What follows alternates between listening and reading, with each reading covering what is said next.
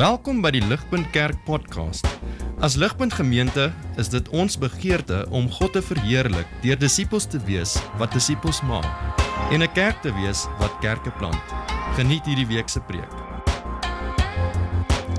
Ek lees vir ons uit Rit 2 vers 1 tot 23 uit die Afrikaanse 53 vertaling. En Naomi het 'n bloedverwant gehad van haar man se kant, 'n vermoënde man uit die geslag van Elimelech, wie se naam Boas was. En Rit, die Moabitiese, het vir Naomi gesê: "Laat ek tog die land ingaan en are optel agter die een in wie se oë ek genade sal vind." Toe antwoord sy haar: "Gaan, my dogter." Daarop het sy heen gegaan en gekom en are opgetel in die land agter die snyers. Op die land agter die snyers, en gelukkig kom sy op 'n stuk land af wat behoort aan Boas uit die geslag van Elimelech.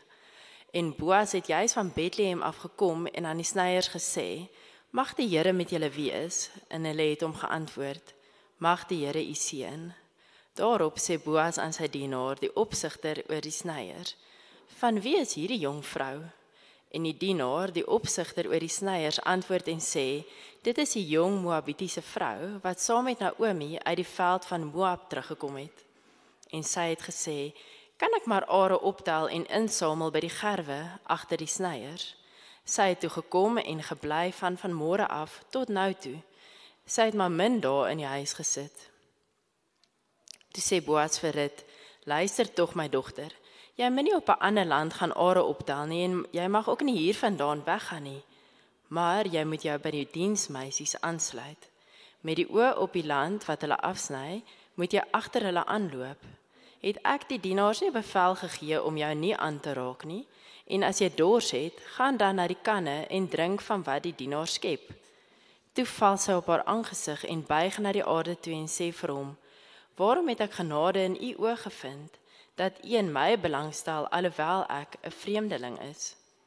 En Boas antwoord en sê vir haar: "Aan my is alles omstandig vertel, wat jy aan jou skoonmoeder gedoen het, na die dood van jou man, en dat jy jou vader en jou moeder en jou geboorteland verlaat het, en na 'n volk getrek het, wat jy gister en eergister nie geken het nie. Mag die Here jou daad vergelde, en mag jou loon volkome wees van die Here, die God van Israel, onder wie se vleuels jy kom skuil het." Toe sê sy: "So vind ek dan genade in u oë, my Heer, want u het my getroos en in die hart van die dienares gespreek, alhoewel ek nie soos een van die dienaresse is nie." En teen etenstyd het Boas vir haar gesê: "Kom hierheen en eet van die brood en steek jou stukkie in die asyn." Daarop gaan sy langs die snyers sit, en hy het haar gebraaide koring gegee, en sy het geëet en versadig geword en oorgehou. Toe sy weer opstaan om are op te tel, het Boas sy dienaars bevel gegee en gesê: "Sy mag ook tussen die gerwe optel, en julle mag haar nie beledig nie. En julle moet ook so nou en dan vir haar uit die bondels uittrek en dit laat lê, dat sy dit kan optel, en julle mag haar nie keer nie." En sy het op die land opgetel tot die aand, en toe sy uitslaan wat sy opgetel het, was dit omtrent 'n eva gars. En sy het dit weggedra, en toe sy in die stad kom, sien haar skoonmoeder wat sy opgetel het. Ook het sy uitgehaal en aan haar gegee, wat sy oorgehou het nadat sy versadig was. Daarop vra haar skoonmoeder haar: "Waar het jy vandag opgetel, en waar het jy gewerk? Mag hy geseënd wees wat in jou belang gestel het." En sy vertel haar skoonmoeder by wie sy gewerk het, en sê: "Die naam van die man by wie ek vandag gewerk het, is Boas." En Naomi sê vir haar skoondogter: "Mag hy geseënd wees deur die Here, wat sy guns aan lewende en dode nie onttrek het nie." Verder sê Naomi vir haar: "Die man is ons nabestaande, hy is een van ons lossers." Toe sê Rit, die Moabitiese: "Hy het ook nog vir my gesê: by my dienaars moet jy aansluit, totdat hulle klaar is met die hele oes wat aan my behoort." Daarop het Naomi haar skoondogter Rit geantwoord: "Dit is goed, my dogter, dat jy met sy diensmeisie saamgegaan het, uitgegaan en aan jou geen kwaad op 'n ander land aangedoen word nie." So het sy dan by die diensmeisies van Boas aangesluit om are op te tel, totdat hulle met die garsoes en die koringoes klaar was. En sy het by haar skoonmoeder gewoon. Hierdie is die woord van God. Goeiemôre. Goeiemôre Ligpunt. Dit is goed om julle te sien. Lekker dat ons almal nie op vakansie weg is nie. Dit is goed vir ons en dit is lekker dat ons kan saam wees in hierdie tyd wat ons so saamwerk deur Rit, die boek Rit. So ek dink dit was reeds tevore al genoem vanoggend deur Dewald. Was weer jou aanspoor beide op YouTube, maar jy kan ook op die podcast kan jy die preke beide van die vorige rit preek, maar ook enige van die ander reekse voor dit sal jy daar kan kry. Ek gaan ook vir ons bid in 'n oomblik van nou en vra dat die Here nou vir ons met ons sal ontmoet. Maar net voor ek dit doen, wil ek ook net daarom dankie sê spesifiek vir Leonie. Ek dink nie Leonie is nou hier binne nie. Leonie is nie hier nie. Leonie was vroeër hierso en het dankie gesê vir basically almal met Rede Radar met die vakansieprogram, maar niemand het vir haar dankie gesê nie en ons wil net, as jy vir Leonie dalk sien na die tyd, gryp haar dalk een kant, gee vir haar stywe druk, sê net vir haar dankie. Sy doen amazing werk, dink ek, met baie van die spanne van ons ligpuntjies, maar ook spesifiek met die vakansieprogram, het sy soveel werk gedoen en gehelp met die koördinering daarvan. So sê asseblief vir Leonie, dankie as jy haar sien. Vriende, kom ek bid vir ons en dan spring ons in hierdie amazing story in van vandag, Rit hoofstuk 2. Kom ons vra vir die Here om ons nou genadig te wees. O Hemelse Vader, Here, dankie dat U is 'n God wat in wêreldgeskiedenis gewerk het en nog steeds werk. Dankie dat U is 'n God wat in wêreldgeskiedenis U self openbaar het en nog steeds U self openbaar. Dankie dat U is 'n God wat hierdie woorde en hierdie storie vir ons laat neergepen gewees het 'n klomp duisende jare terug, Here, maar dat dit 'n storie is waarin ons onsself en ons eie lewens en omstandighede kan sien, maar bo dit alles dat dit 'n storie is waarin ons vir Jesus duideliker kan leer ken. En so Here, dit is ons begeerte waar ook al ons mag wees, elkeen van ons nou. Kom en bekragtig ons, gee vir ons die energie as ons moeg is. Here, maar gee vir ons geestelike lewe om U te sien vir die wonderlike God wat U is. Ons bid dit in Jesus se naam. Amen.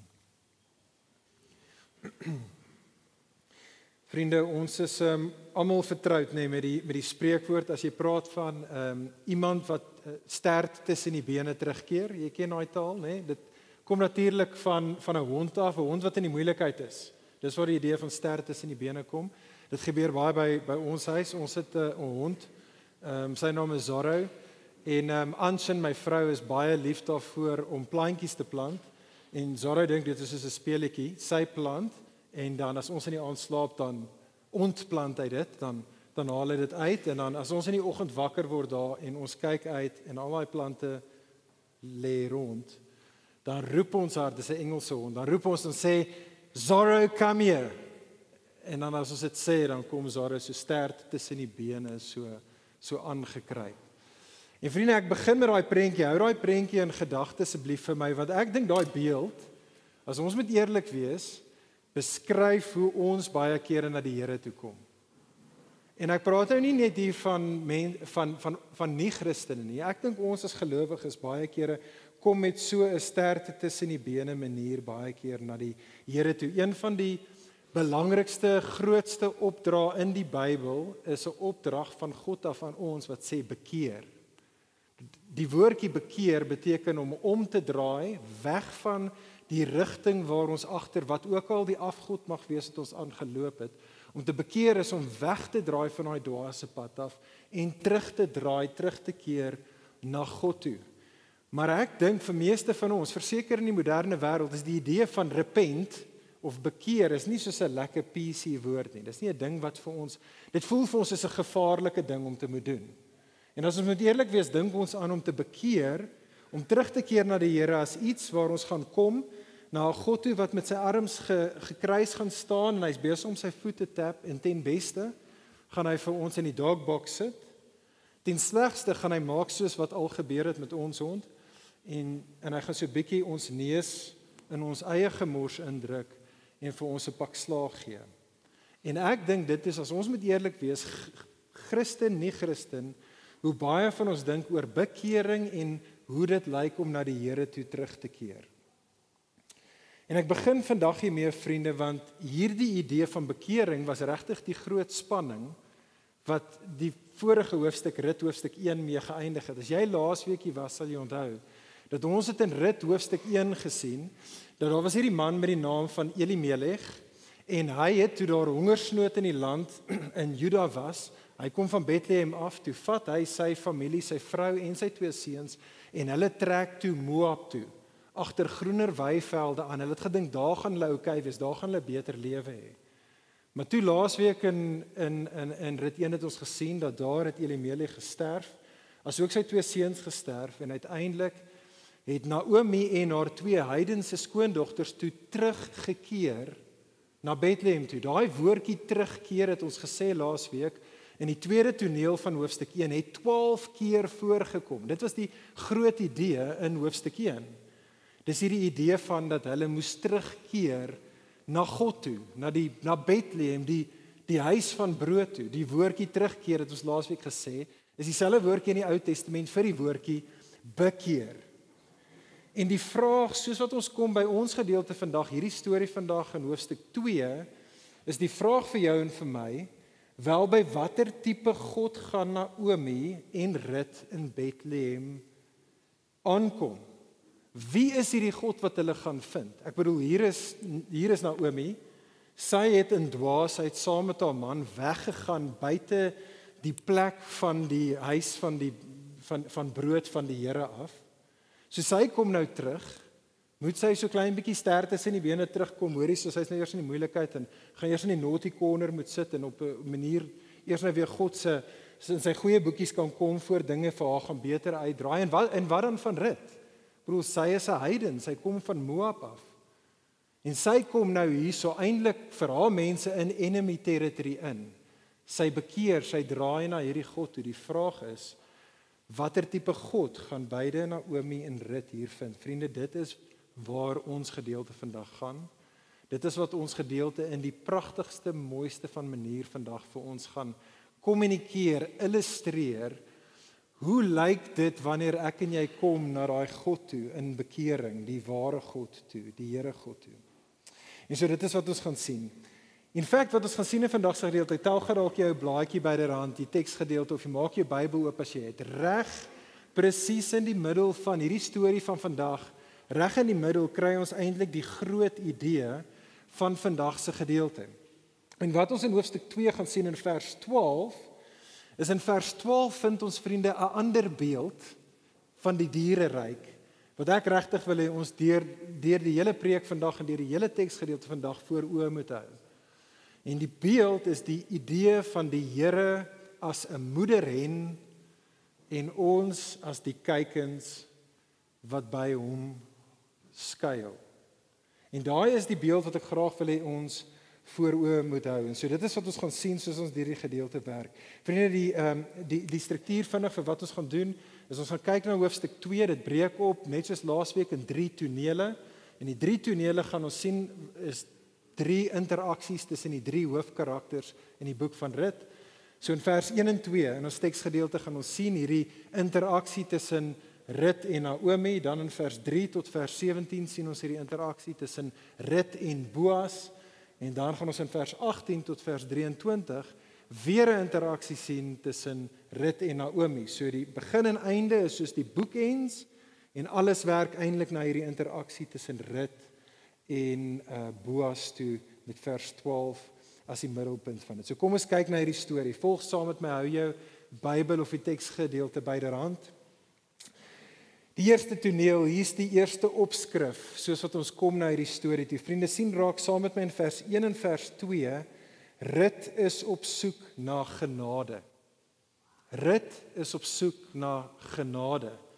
En so as hierdie storie van Rit 2 'n Netflix miniseries was, dan was vers 1 soos daai geskryfde woorde. Jy weet baie keer as ons fliek kyk, dan begin dit met geskryfde woorde wat op die heel eerste bladsy voorkom of op die skerm voorkom en daai woorde is daar vir jou en vir my as die kykers of die wat na die storie luister om 'n klein bietjie inside info te hê sodat ons beter kan verstaan wat gaan kom. Wel, dit is wat vers 1 hier is.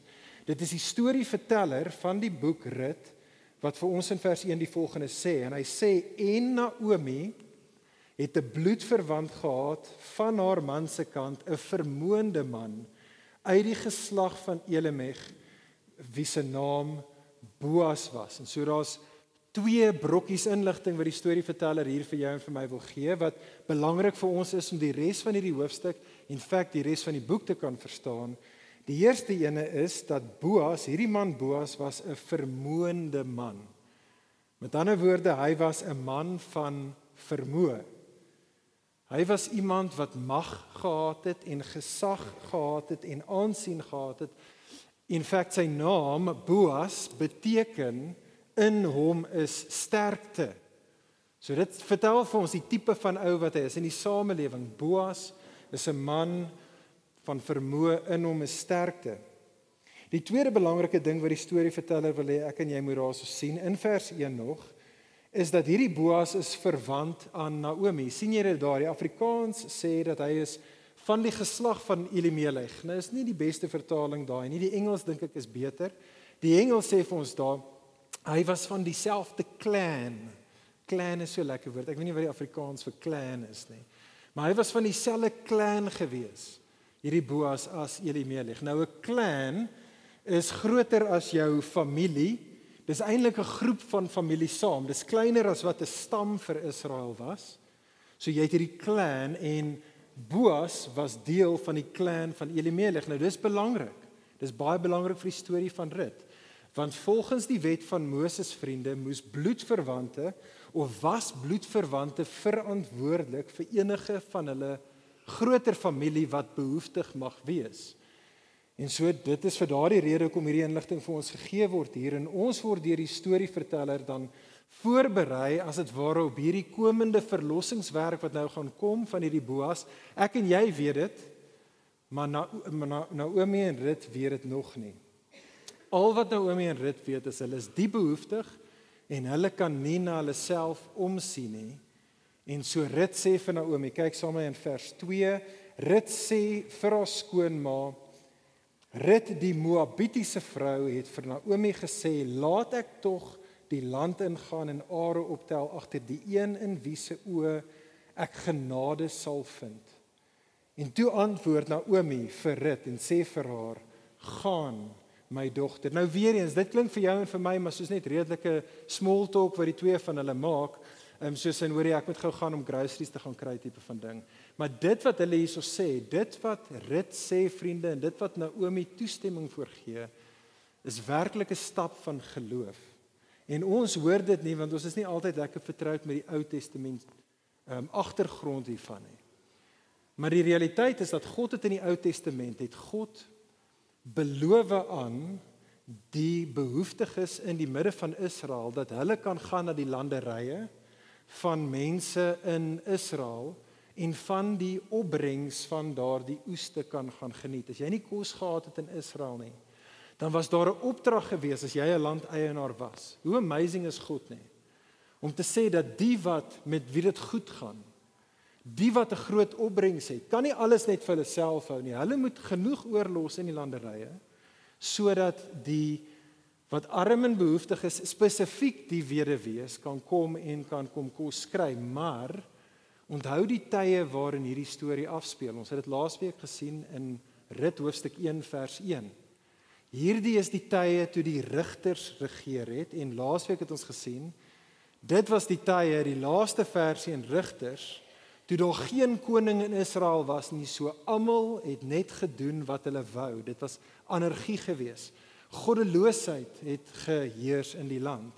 En wat baie van die ongelowige Jode gedoen het, is hulle het gesê, wel, of die Jode wat net goddeloos was, is hulle het gesê, wel, ek gaan nie toelaat dat hierdie mense wat nie na hulle self kan omsien nie, nou van my opbrengs gaan kom vat en van my kos gaan kom vat nie. En hulle het hulle verbied en verhoed om so te doen. Vriende, dit skep vir ons die spanning van ons storie. Hierdie ding wat hier afspeel in vers 2, skep die spanning van Rut hoofstuk 2. Die vraag is, gaan Rut en Naomi in die oë van 'n landeienaar genade vind of nie?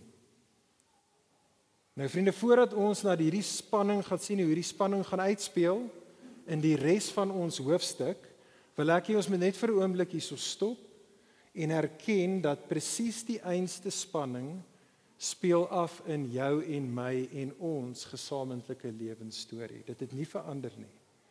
Ek gaan nie te veel nou hieroor sê nie. Ons het aan die einde van laas jaar het ons 'n hele reeks hieroor gedoen. Julle sal onthou, ons het gekyk na die reeks God se hart vir die hulpeloses, waar ons spesifiek eintlik gekyk het ook hoe God 'n hart het vir weduwees soos Rut en Naomi.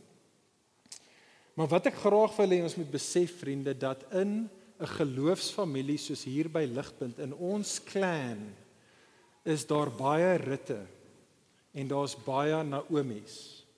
En ek verwys nie net na weduwees of selfs net na vrouens nie. Daar's baie behoeftiges in ons midde, vriendin wat elke liewe dag opstaan en hulle soos Rut en Naomi hierso hoop dat hulle genade sal vind in iemand se oë. En vriende, net soos in hierdie storie is daar in 'n geloofsfamilie, 'n clan soos Ligpunt, is daar ook baie Boasse. Ek weet ons het soos een letterlike Boas hier, maar ek praat van spreekwoordelik. Daar sit hy. Daar's baie van ons wat Boasse is. Baie van ons. Mense in wie daar sterkte is. Ons is mense van vermoë en die vraag is, hoe gaan hierdie spanning in ons lewensstories uitspeel? Vriendin, hoe gaan ons storie uitspeel? Toe ek hierdie week gekyk het na die teksgedeelte, kon ek nie myself keer om te gaan na Jesus se woorde in Matteus 25 nie. Ken julle daai gedeelte? Dis 'n gedeelte wat ons baie kere skiep, want ons weet nie wat om daarmee te maak nie. Jesus in Matteus 25 sê dat op die laaste dag gaan hy die koning staan voor alle mense, voor almal wat gesê het hulle is sy mense, en hy gaan vir die een groep sê, kom saam met my na my ewige woning toe.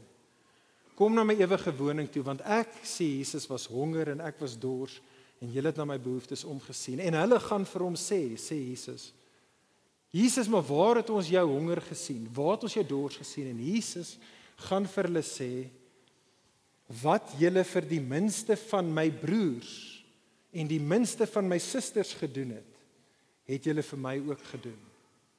En Jesus gaan dan dis wat Jesus sê, Matteus 25, dan gaan hy vir 'n ander groep sê, gaan weg vir my af, vir alle ewigheid. Want ek was honger en ek was dors en julle het nie vir my kos en water gegee nie. En hulle gaan vir hom sê, maar Jesus, waar het ons jou honger en dors gesien? En Jesus het vir hulle geantwoord, wat julle nie vir die minste van my broers en susters gedoen het nie, het julle nie vir my gedoen nie.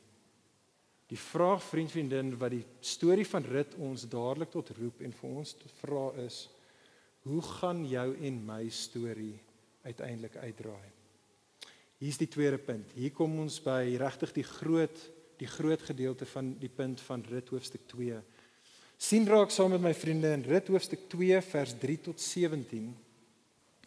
Rut ontvang dan genade. Rut was op soek na genade. Vers 3 tot vers 17, Rut ontvang genade. Kyk saam met daar in vers 3 van die storie.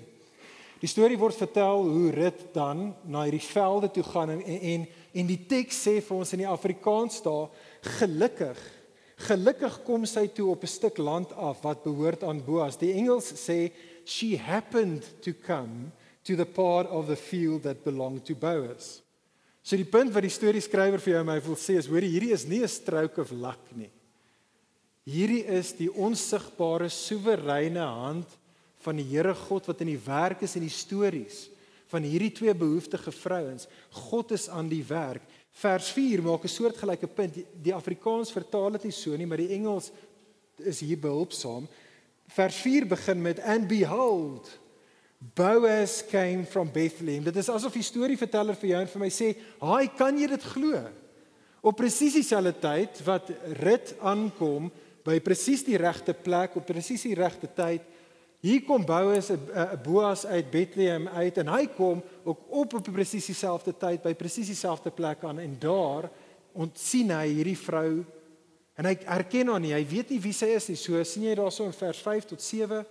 Boas gaan na een van sy werkers toe. Hy sê vir hoorie, maar wie is hierdie dame? Ek ken haar nie. Ek het haar nog nooit tevore in ons landerye gesien nie.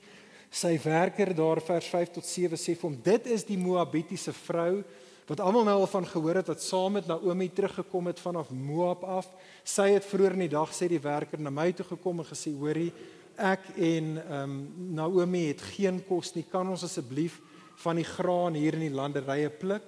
En so, dit is wat die werker vir Boas sê. En vriende, moenie mis nie, want weer eens hier sien ons die onsigbare hand van die Here in die lewensstorie van hierdie twee vrouens uitspeel. Onthou, hoofstuk 1 vers 1, hierdie is 'n goddelose tyd.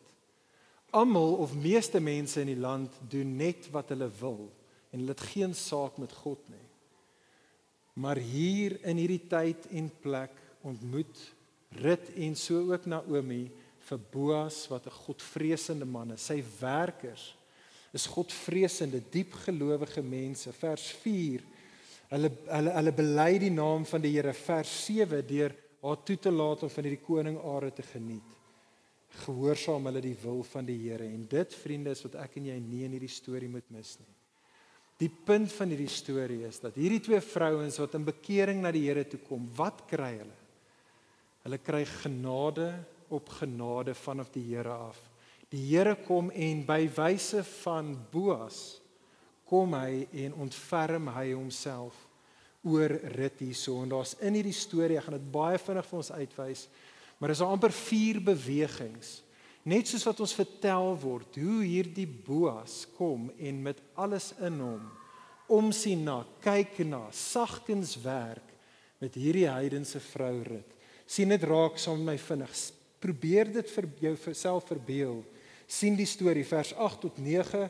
Boas kom en hy ontferm haar oor hom. Hy is hierdie magtige ou, hy's heel bo op die sosiale leer in Juda. Sy is heel onder, sy's 'n heiden en sy's 'n vrou en sy's 'n weduwee in daardie konteks.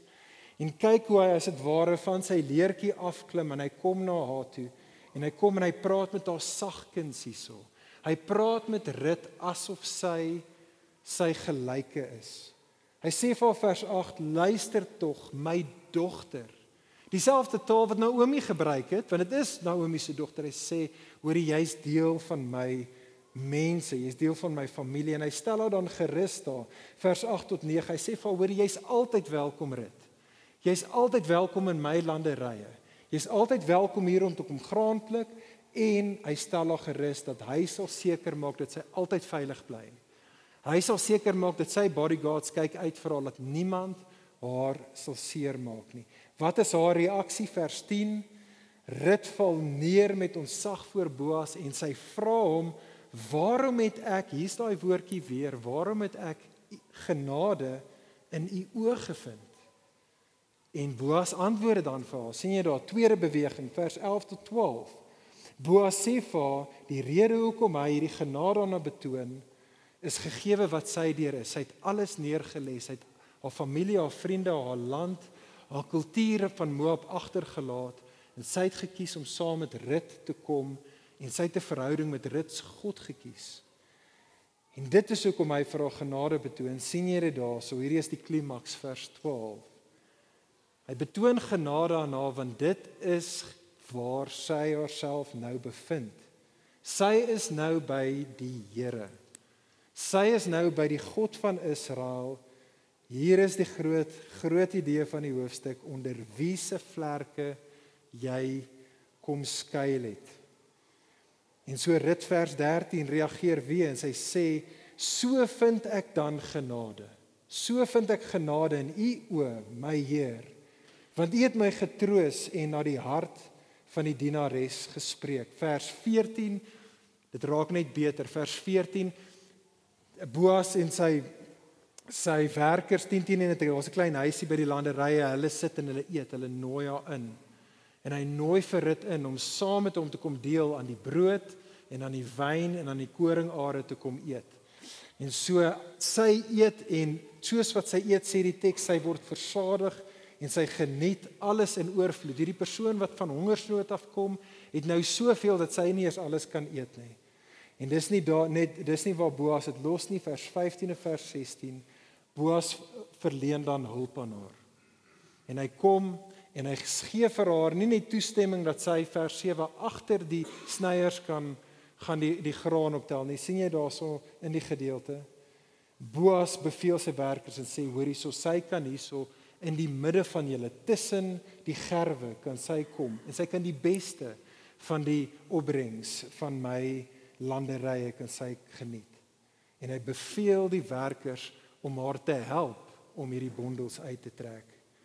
So die punt is, genade op genade op genade. Sy was heel onder gewees, totaal en al behoeftig.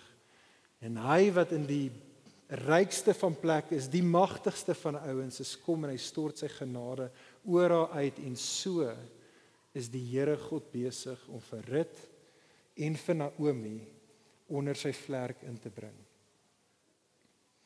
Vriende, ek dink een van die amazing dinge van die tye waarin ons lewe nie, is ons selfone. En so jou en my selfoon kan al goeders doen wat, in die ou tyd was fone daar om te bel. Okay?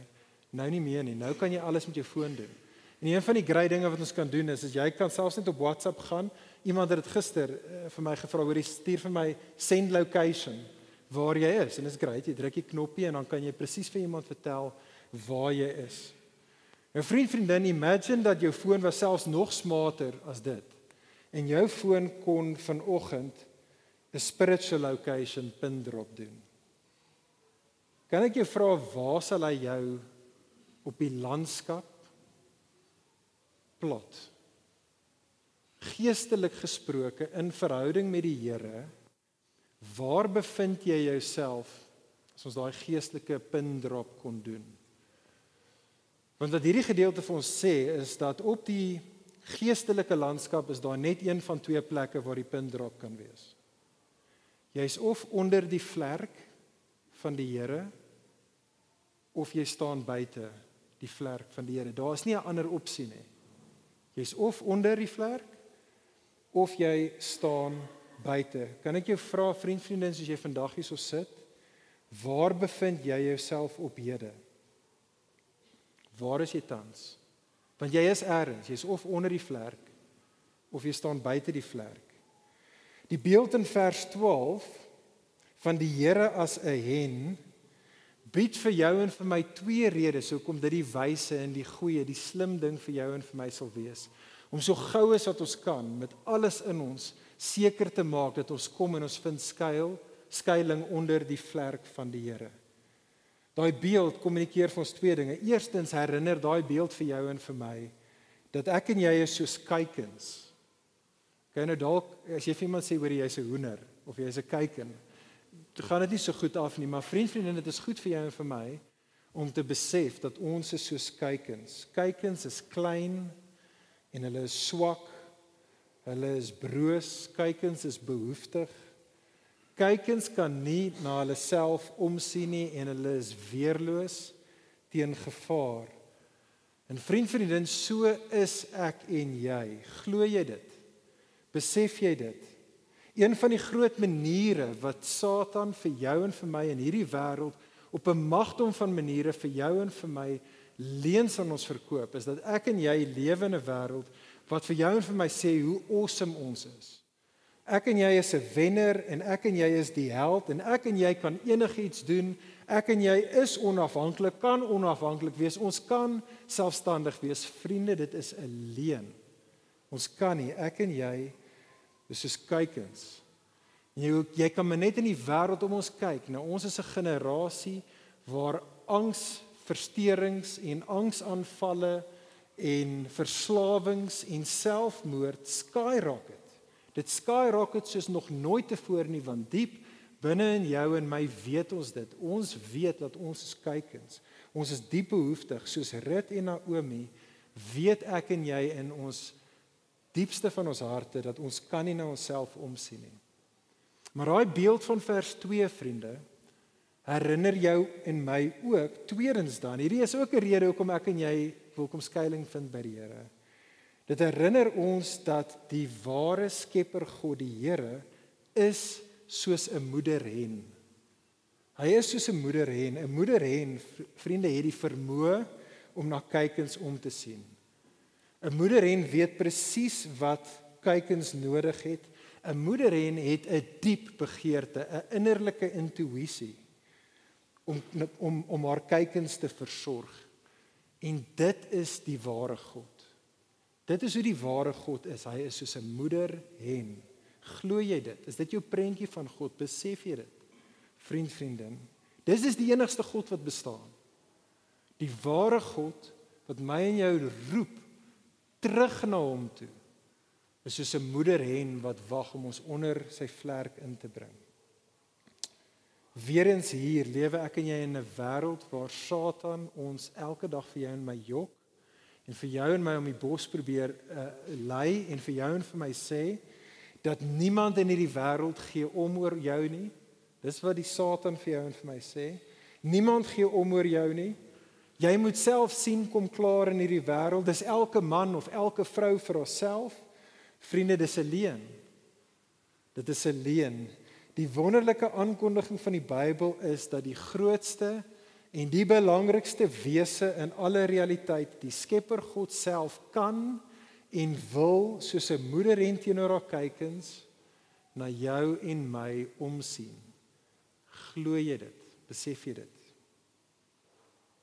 Die vraag dan vir ons natuurlik is waar?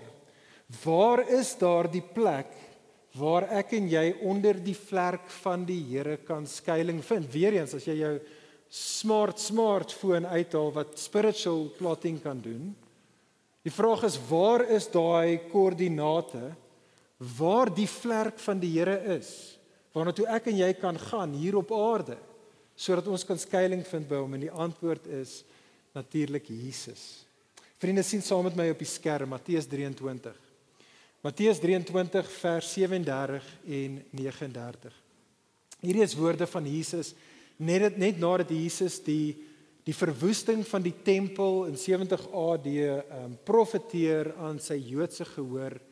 Net nadat Jesus vir hulle die verskriklike verwoesting gekommunikeer het, sê Jesus met trane in sy oor die volgende. Hy sê, Jerusalem, O Jerusalem, you who kill the prophets and stone those sent to you, how often I have longed to gather your children together as a hen gathers her chicks under her wings, and you were not willing.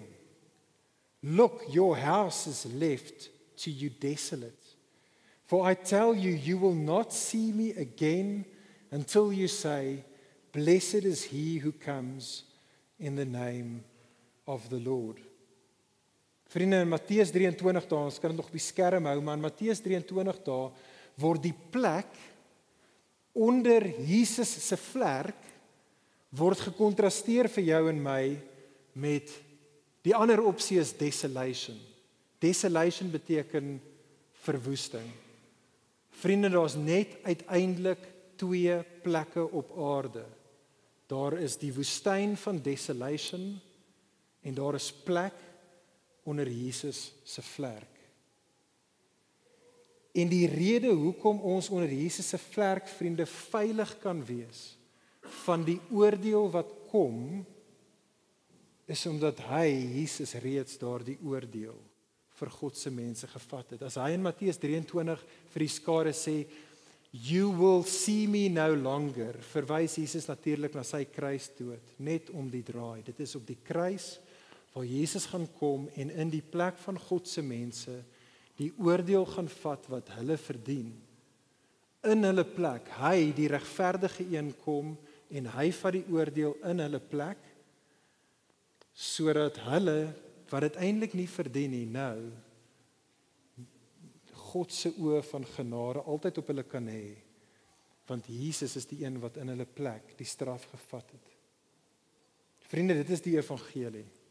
Dit is die evangelie volgens Rit hoofstuk 2. Jesus, vriende, Jesus is die ware Boas. Jesus is die magtige meester wat ons, soos Rit, het Jesus ons in ons geestelike bankrotskap gesien En hy het ons jammer gekry en Jesus het gekom en hy het van sy leer afgeklim om homself oor ons te kom ontferm. Soos Boas met Rut was Jesus nie belangrik of te besig gewees om nie uit te reik na jou en na my toe nie. Nee, Jesus het neergedaal, hy het na ons vlak toe neergedaal. Jesus het ons kom ontmoet waar ek en jy is, en hy het ons diepste nood, het hy in ons diepste nood aan ons kom voorsien, die dinge wat vir jou en vir my so broodnodig is. Hy het sy lewe kom neerlê vir ons, en Jesus kom nooi ons na die tafel toe, waar ek en jy brood en wyn kan kom geniet. Die bloed en die liggaam wat vir ons gebreek was. En daardie Jesus beloof aan elkeen van ons wat na hom toe kom. Hy sê vir jou en vir my, hy beloof vir jou vandag, ek sal jou veilig hou. Ek sal seker maak dat jy okay is in hierdie lewe en vir alle ewigheid. En ek sal na jou omsien. Ek sal vir jou versorg. Alles wat jy nodig het, sal ek jou gee. Kan ek jou weer vra, vriendin, waar bevind jy jouself vandag? Onthou, daar's net twee opsies. Onder die vlerk van die Here, onder die vlerk van die Here Jesus, of buite die vlerk van die Here. Indien jy vandag hierso sit en jy sê, ek staan buite, of jy dink vir jouself, ek staan buite die vlerk van die Here, kan ek jou aanspoor? Hardloop. Dis bekering doen jy met 'n glimlag. Hardloop. Hardloop, kom in geloof en bekering na Jesus toe. Kom en vind skuiling by hom. Soos Rut in vers 10, kom en val neer voor die Here Jesus. Kom, soos Rut in vers 14, kom en neem die brood, kom en neem die wyn, wat hy vir ons deur sy kruisdood bewerkstellig het. En kom dan soos Rut in vers 14, en kom en vind versadiging en oorvloed by hierdie Jesus. Maar as jy hierso sit en jy sê, maar Poen, ek is 'n disipel van Jesus. Ek glo in Jesus, ek vertrou in Jesus. Ek besef dat in en van myself is ek behoeftig en ek kan nie, ek het vir Jesus nodig. Ek het 'n verlosser soos Jesus nodig. As jy 'n Christen is, kan ek jou aanspoor dan vandag hierso. Besef waar jy altyd is, Christen. Christen, jy's altyd onder die Here se vlerk. Jy is nooit, ek en jy is nooit buite die Here se vlerk nie. Elke oomblik van elke dag, of dit goed gaan en of dit sleg gaan, of jy soet was en of jy stout was, of die land 'n gemors is en of daar surplus is, wat ook al dit mag wees, Christen, jy is altyd maar altyd onder die vlerk van die Here. Die Here Jesus is met jou, die Here Jesus het jou. Jy's onder sy vlerk en jy gaan fyn wees. En ek gaan fyn wees, ons gaan fyn wees, want ons is onder sy vlerk. Dit bring ons by die laaste gedeelte van die storie. Kyk saam met my laaste verse, en dis korter, die laaste gedeelte is kort. Kyk saam met my daar na vers 18 tot vers 23. Ons het gesien dat Rut is op soek na genade, Rut ontvang dan genade. Sien saam met my in vers 18 tot 23, Rut het genade aanhou geniet. Sy het genade aanhou geniet. So jy kan dit net imagine, na daai baie lang dag, nee, Rut kom by die huis aan, dit het gesê daar, sy kom met al hierdie, wat het gesê, hoeveel gars is dit? Daai gars werk uit tot 22 liter. So imagine dit daar in die kombuis, sit Naomi, en sy sien vir Rut instap, met 22 liter gars, ek moet my vra nie, maar dit klink soos baie, en sy plonke daar op die tafel neer, en Naomi is groot oog, sy vra vir Rut, waar het jy dit gekry? Wie was jou so goed gesind? Kyk aan vers 19, Rut sê van Naomi, die naam van die man by wie ek vandag gewerk het is Boas. En dan is of Naomi nie haarself kan help nie, sy roep uit in vers 20, mag hy geseënd wees deur die Here. Die Here wat sy guns aan lewende en dode nie onttrek nie.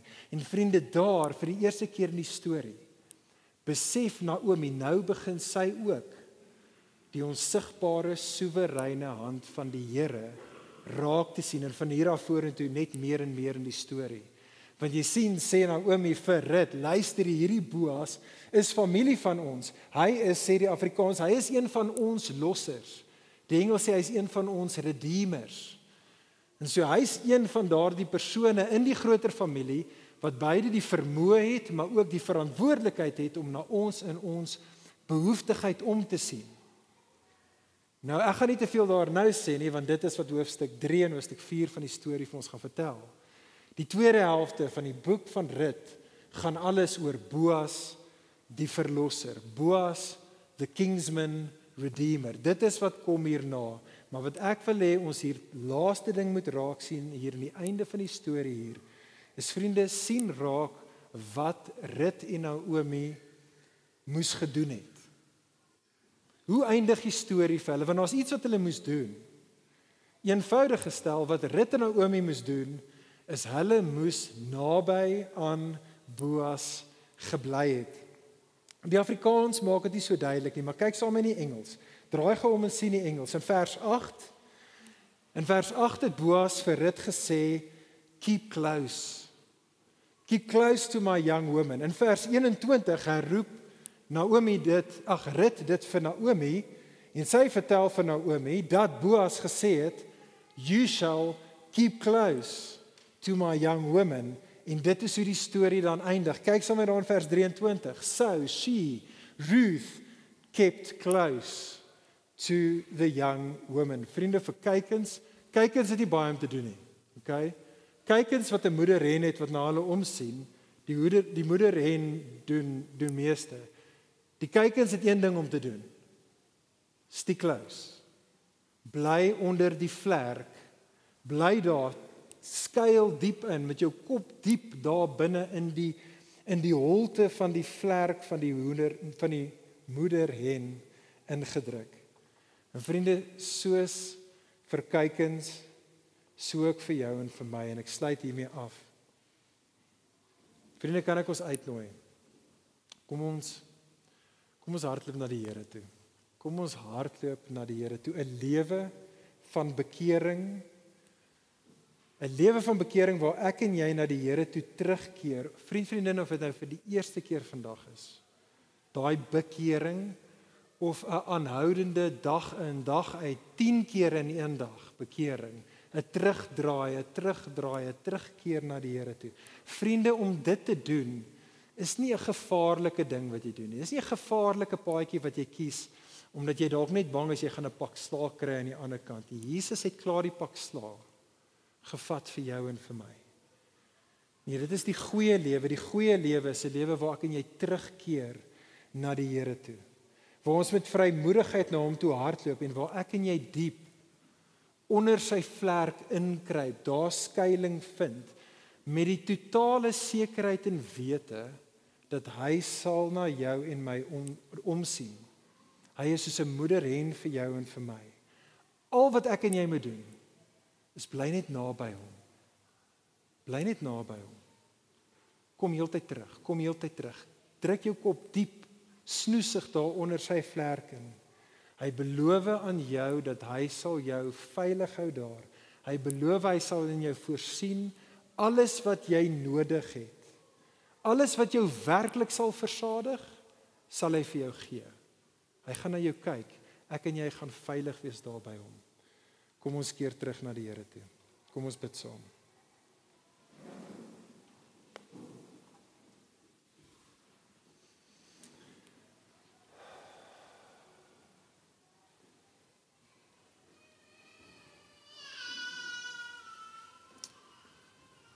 Ag Hemelse Vader, ons wil vir U loof en prys vir die tipe van God wat wie U is. Ons wil U loof en prys vir die tipe van God wie U in U seun Jesus ons Here is. Ag Here, vergewe almal van ons dat ons 'n verwronge idee en 'n prentjie het van U.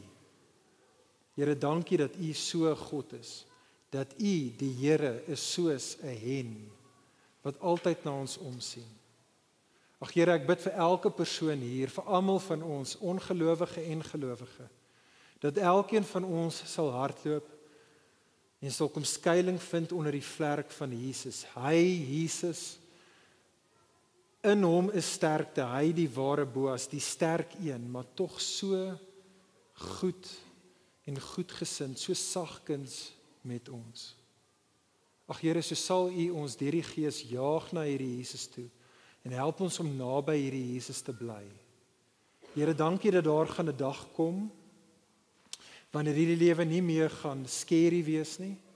Daar gaan 'n dag kom in die nuwe hemel en aarde waar Here, waar ons naby U gaan bly, nie omdat ons nodig het om veilig te wees nie, maar ons gaan net naby U bly, Here, want dit is net die lekkerste, beste plek om te wees. Maar Here, vir tyd en wyl is ons bang en behoeftig. En so ons kom in geloof nou en ons kom kruip weg, Jesus, in U, deur geloof. Hou ons deur die Gees daar by U vir alle ewigheid. Amen.